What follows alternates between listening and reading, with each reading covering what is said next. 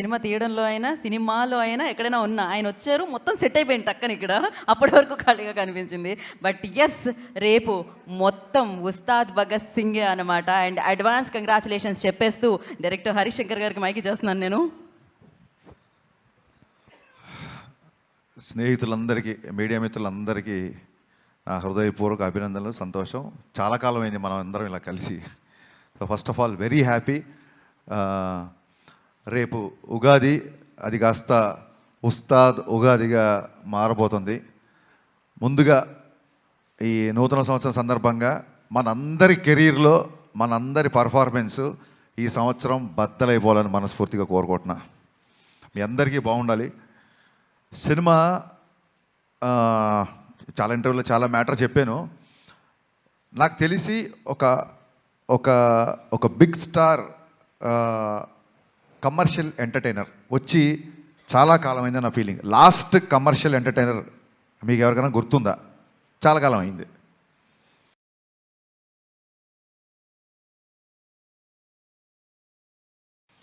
మా తమ్ముడు Anil black buster కొట్టాడు, మనశంకర వరప్రసాద్. కమర్షియల్ ఎంటర్టైనర్ తో పాటు it's more of a family entertainer అని నా ఫీలింగ్.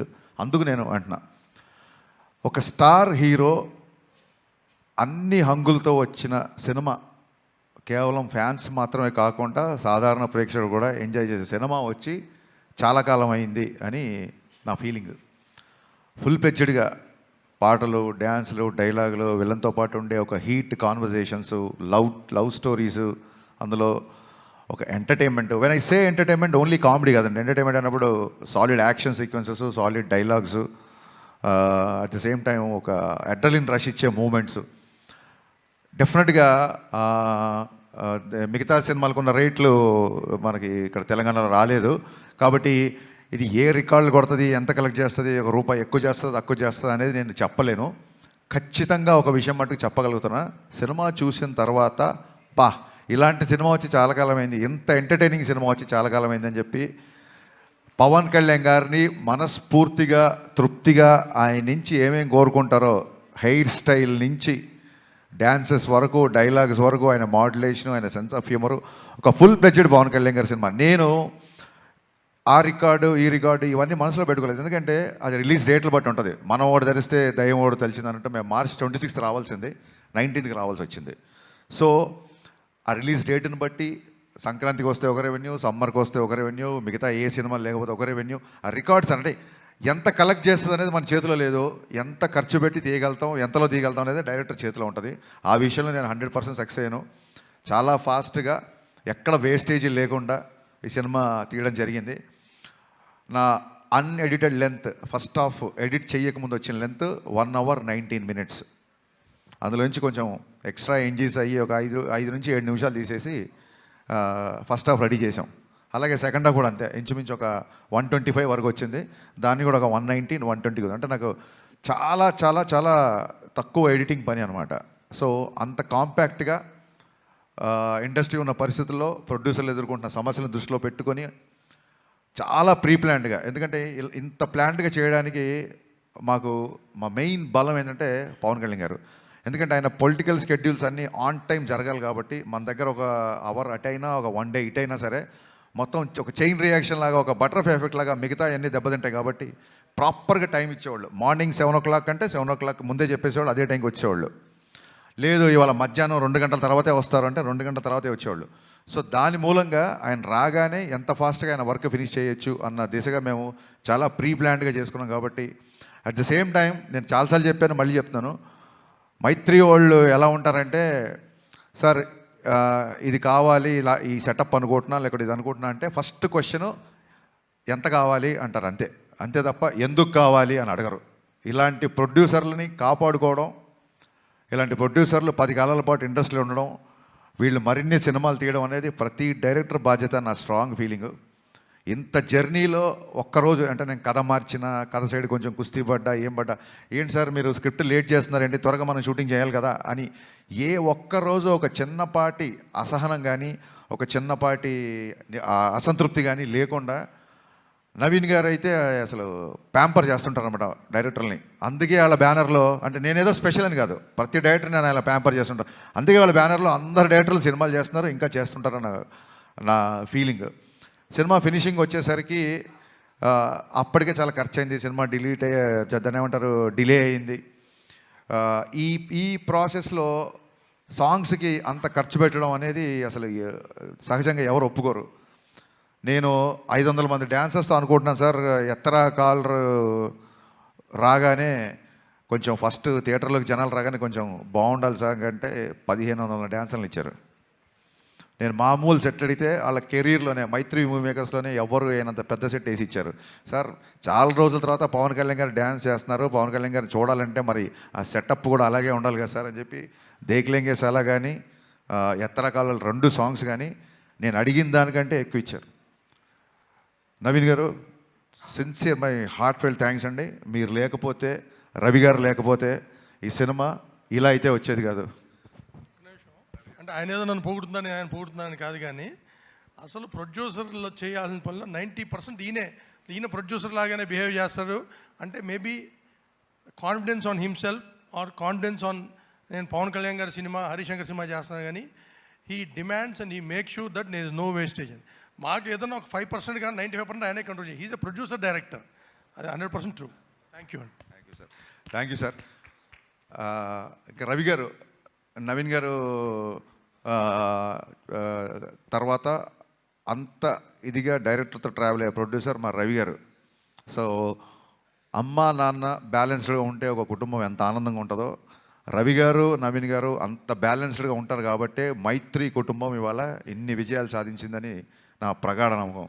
రవి గారు అయితే అసలు 2 గంటలకు ఫోన్ చేస్తారు, 3 గంటలకు ఫోన్ చేస్తారు, మార్నింగ్ ఫోన్ చేస్తారు.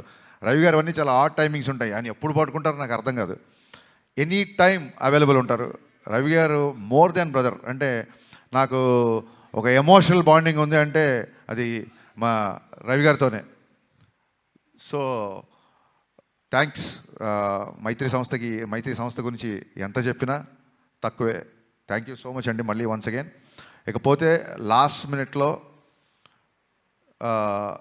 ఒక హీరోలాగా ఎంటర్ అయిన మా బావకి, తమన్కి మనస్ఫూర్తిగా కృతజ్ఞతలు చెప్తాను.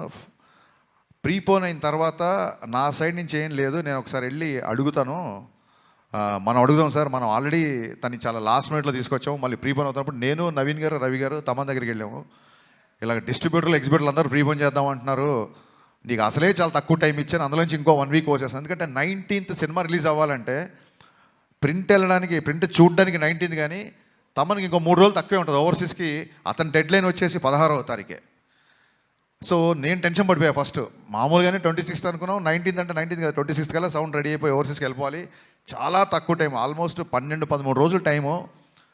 బాబా నాకైతే నీ చాయిస్తో వెళ్దాం అనుకుంటున్నాను నేను, నువ్వు చెప్పు నీ కంఫర్ట్ అన్నప్పుడు ఆయన ఒక్క సెకండ్ కూడా ఆలోచించలే మావాడు. ఓకే చేసేద్దాం, ఏముంది ఇంకో 2-3 గంటలు ఎక్కువ కష్టపడదాం ఉన్నాడు. Thank you Baba, hats off.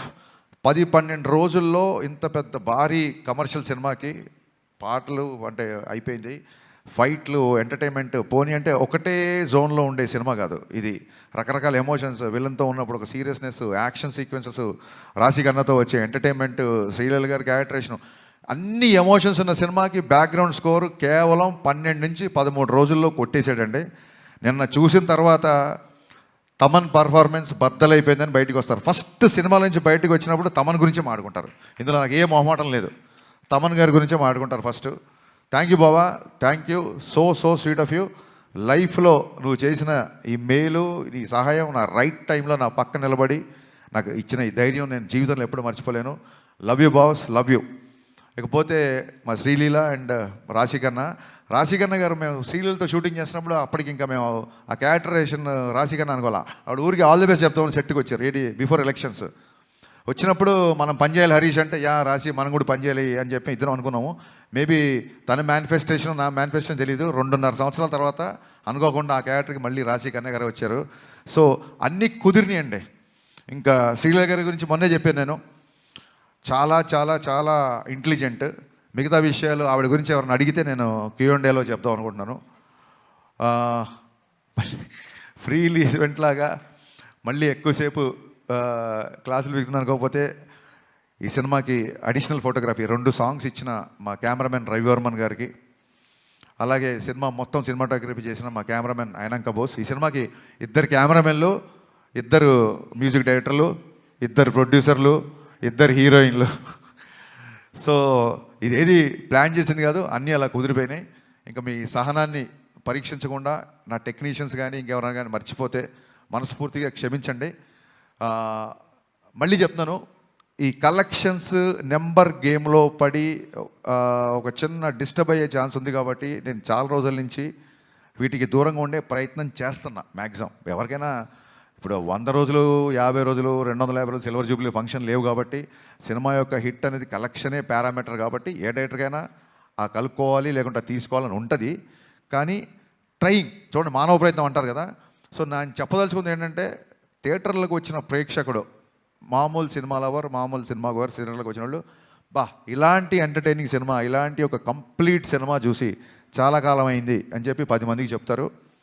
Fans అయితే ఖచ్చితంగా మళ్ళీ మళ్ళీ మళ్ళీ చూస్తారు. బేసిక్ ఇంక్లూడింగ్ సినిమా యొక్క నిడివి, సినిమా యొక్క ఫూటేజ్ నుంచి కూడా ఇది రిపీట్ ఆడియన్స్ చూసేలాగే నేను ప్లాన్ చేశాను. సినిమా 2.5 గంటల లోపే ఉంటుంది. ఖచ్చితంగా రిపీట్ ఆడియన్స్ ఉంటారు అని మనస్ఫూర్తిగా నమ్ముతున్నాను. దురంధర్ సినిమా గురించి కూడా చాలామంది అడుగుతున్నారు. మీరు అడగముందే అది క్వశ్చన్ అంతా అడుగుతారేమో. మళ్ళీ చెప్తున్నా, చాలామంది 25 ఉన్నారు కాబట్టి Aditya Dhar is a very very very potential director. And ఒక not only Dhurandhar, Uri cinema నుంచి been great admirer of his work. And వాళ్ళ జోనర్ వేరు, మన జోనర్ వేరు. So I feel it is not a competition of cinema from 19th Ugadi. It is going to be the celebration of cinema. Thank you so much. Thank you so much Harishankar గారు. మీకు ఉస్తాద్ ఉగాదికి ముందుగా